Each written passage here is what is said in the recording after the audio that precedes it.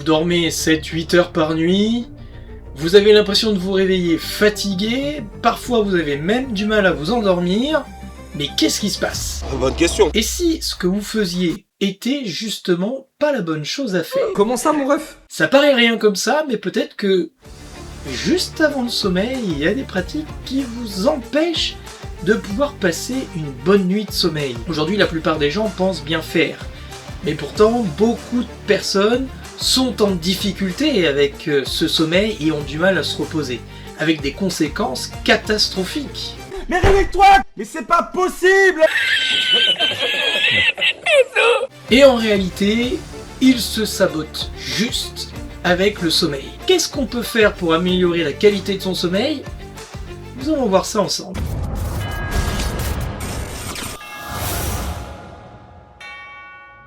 Petit disclaimer dans cette vidéo, je rappelle que nous ne traitons pas les grosses problématiques de sommeil et /ou de pathologie, cette vidéo est juste pour optimiser l'endormissement, l'efficacité du sommeil et ne prend pas en compte l'environnement dans lequel vous évoluez, comme par exemple si vous êtes parent. Ceci évidemment peut se faire dans le cadre d'une consultation avec un coach pour mieux répondre à vos difficultés sur deviennemachine.fr. Et je rappelle quand même qu'en cas de problème grave, veuillez faire appel à votre médecin traitant. Et oui, j'en parle beaucoup avec les enfants d'ailleurs au passage, mais pas que. Il faut pas oublier que les écrans, le smartphone, les Netflix, les YouTube, on a l'impression qu'on se détend, mais en réalité, on bombarde notre cerveau de lumière et d'informations, surtout si on scrolle des vidéos, des contenus rapides, genre par exemple sur TikTok, Instagram, YouTube. On enchaîne des mini-shots de plaisir juste avant de dormir. On a l'impression de pouvoir se détendre, mais en réalité, on bombarde notre cerveau de lumière et d'informations, et de lumière bleue. Très difficile de redescendre, et le cerveau d'ailleurs refuse de le faire, et c'est pour ça qu'on passe notre temps avec la dopamine à ne jamais quitter l'écran. C'est comme appuyer sur l'accélérateur sans vouloir freiner. Pour rappel, la lumière bleue. Cette lumière bleue que l'on voit à travers les écrans, c'est un petit peu la même lumière que l'on voit, plus ou moins, que la lumière du jour. Alors qu'est-ce que ça donne? En réalité, ça fait croire à votre cerveau qu'il fait jour, et si votre cerveau croit qu'il fait jour, il va sécréter les hormones de l'activité, comme le cortisol. Et malheureusement, ce cortisol va carrément empêcher la sécrétion de mélatonine, qui est l'hormone pour pouvoir dormir. En gros, votre cerveau croit qu'il fait jour, et vous empêche de dormir. Classique. Le rythme. Le corps aime la routine pour économiser de l'énergie, car je rappelle qu'à l'époque, il fallait ne pas consommer trop d'énergie s'il y avait en plus des pénuries de nourriture. Donc le corps, il est réglé, rythme circadien, 24 heures, avec le jour, la nuit. Si vous vous couchez à 23h un jour, 1 heure le lendemain, le corps ne comprend plus rien. Sans rythme stable, le sommeil devient instable. Et sachez que votre corps, votre microbiote est sciemment réglé. Si les habitudes sont mauvaises, alors le corps ne sait pas quand envoyer les bonnes hormones et donc n'envoie pas les bons messages. C'est assez universel dans notre vie, les insécurités, le stress, les problèmes de valeur dans le monde professionnel, la parentalité, les traumas, les problèmes de digestion émotionnelle, les fantômes du passé, le cauchemar. Bref, il y a beaucoup d'anxiété dans notre monde, et l'anxiété, malheureusement, ça ne fait pas trouver le sommeil. Ça paraît facile dit comme ça, mais il faut essayer de trouver des moyens pour faire baisser son stress. Je sais que c'est pas spécialement le sujet dans la vidéo, mais cette surcharge cognitive que les féministes peuvent appeler la charge mentale, il y a des moyens pour réussir à la baisser. Ces moyens-là, on peut l'utiliser par psychothérapie, on peut utiliser des techniques de relaxation ou bien de la thérapie, mais aussi on peut tout simplement mieux gérer ses tâches, ou bien mieux les organiser, ou être moins exigeant aussi sur les résultats. Bref, il y a tout un tas de choses qui vous permettent justement de faire diminuer ce stress et ne pas hésiter à faire avec des temps calmes. Aujourd'hui, il vaut mieux en réalité d'avoir des niveaux de dopamine et de norépinéphrine qui sont relativement optimaux pour vous permettre justement d'être à l'aise dans les tâches et d'aller vite et d'être motivé. Puisqu'on parle de motivation et d'accompagnement, vous le savez, je l'ai communiqué, on a une collaboration avec la chaîne L'éveil financier. Pourquoi ? Parce qu'en tant que machine, il est très important aussi de maîtriser le facteur argent.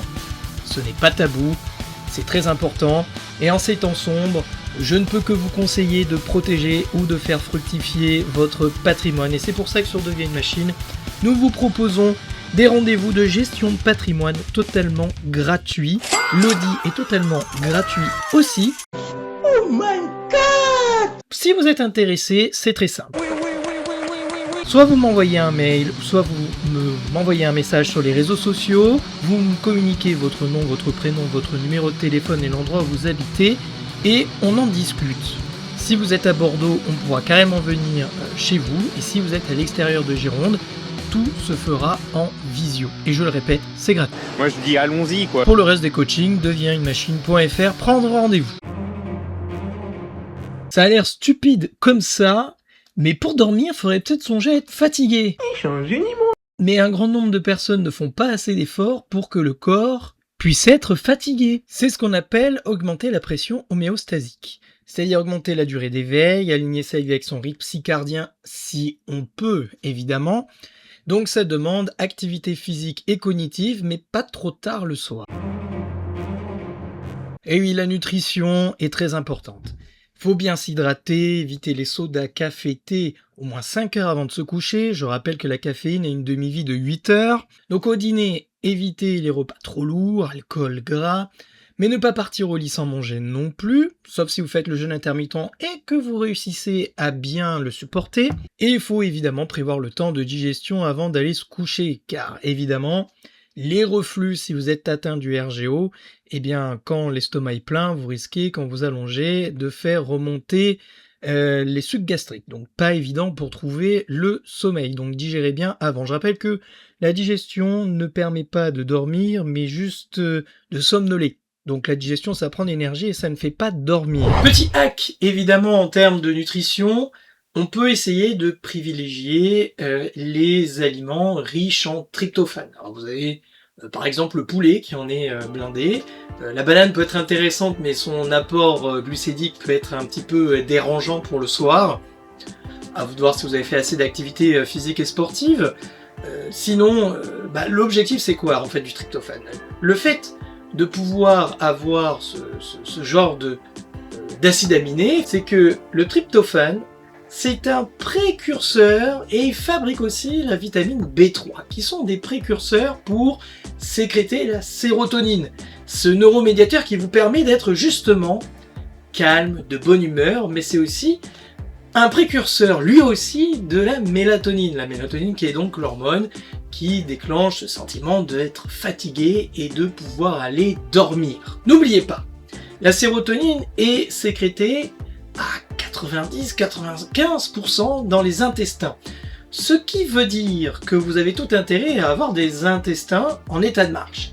Il est évident que si vous avez une porosité intestinale, que c'est Bagdad dans votre intestin et que vous avez un microbiote complètement éclaté au sol, c'est-à-dire une faible population, des populations bactériennes qui sont plutôt pathologiques, vous aurez des grosses carences en sérotonine qui pourront entraîner des problèmes de sommeil, mais aussi de dépression et de problèmes d'humeur. Si jamais, petit tips, mais là aussi à prendre en compte avec votre médecin ou un coaching, vous pouvez évidemment prendre des compléments en vitamines, notamment les vitamines du groupe B, mais aussi du magnésium. Vous avez des plantes comme le griffonia, qui sont justement intéressantes pour la sécrétion de sérotonine, la rhodiole qui permet de faire et dopamine le matin et sérotonine le soir. Vous avez des plantes comme la camomille par exemple qui peut aider. La ashwagandha qui sont des plantes qui viennent justement sécréter le GABA pour détendre plus que la sérotonine, mais ça peut toujours être intéressant. Mais ça, évidemment, faut le faire dans le cadre d'une consultation suivie par un professionnel, notamment un professionnel de la santé, pour permettre d'évaluer ce qui est bon à prendre. On ne fait pas ça à l'aveugle, je tiens à le rappeler. Bon, c'est une évidence, je le redis, faites en sorte de savoir si vous n'avez pas de maladie, comme par exemple l'apnée du sommeil, qui peut très largement détruire votre sommeil.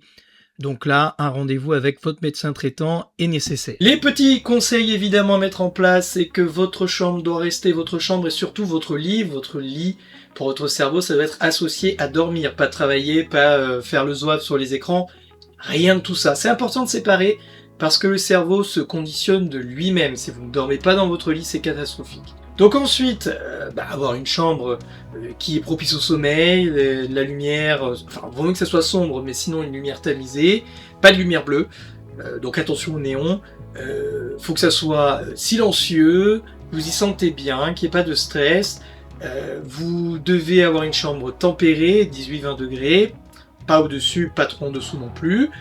Important de prendre la lumière du jour, de bien s'alimenter, de bien se coucher à la même heure en termes de rythme. Une bonne hydratation aussi, parce qu'on peut être réveillé par des crampes ou par le fait qu'on manque d'eau. Et puis, routine, et pourquoi pas, temps calme. Voilà. J'espère que cette vidéo vous aura aidé. Petit like, je rappelle, pour ceux qui veulent avoir un coaching, n'hésitez pas, c'est sur devienunemachine.fr. Et puis, si jamais vous avez des questions, vous pouvez toujours me contacter sur les réseaux, sur le numéro de téléphone affiché sur le site, bref. Tout est là pour qu'on puisse s'occuper de vous. Moi sur ce, je vous dis à la prochaine. Ciao.